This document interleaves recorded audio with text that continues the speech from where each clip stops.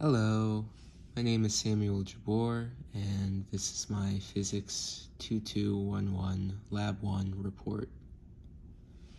So for this lab, we looked at an object in constant motion, recorded it, tracked it, and modeled it in GlowScript.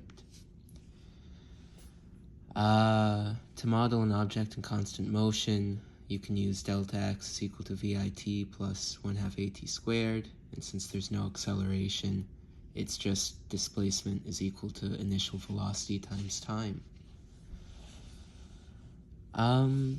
So for the results of this lab, we got that the actual time, which is in this graph here, is very similar to the simulated time from GlowScript. So this should be true of, anything moving in constant motion being able to be modeled by an equation displacement equals velocity times time. So it's no surprise. There is some slight deviation. If you see on this line, the actual line, it's just not like perfectly straight.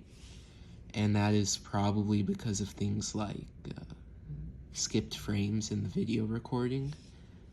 So if anything, it's probably less accurate than the simulated time was. Now the actual object that was moving is this water bottle here, and I'm just going to let that play. Ignore the bottom tracker. So we can see it moved like about a meter, that's a meter stick for a reference, in about 2 seconds. So if we go to the GlowScript here, we can see that the velocity vector is 1.42 over 2.035. This is just displacement over time, so it moved 1.42 meters over 2.035 seconds. Initial position is 0, we set mass equal to 1, and the force on it is obviously 0 because it's moving in constant motion. So looking back at the GlowScript, if we run this program, we'll see that it models the water bottle rolling to the right as this ball here, and that is the position versus time graph, it's basically the same as I showed earlier, and here's the velocity graph. Should obviously be constant. And with this, we are done with all of the analyzing of our results, and now we can move on to hypotheticals.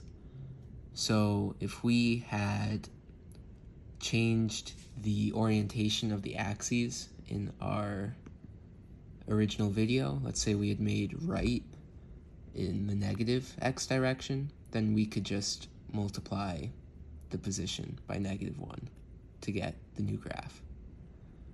So pretty simple idea there.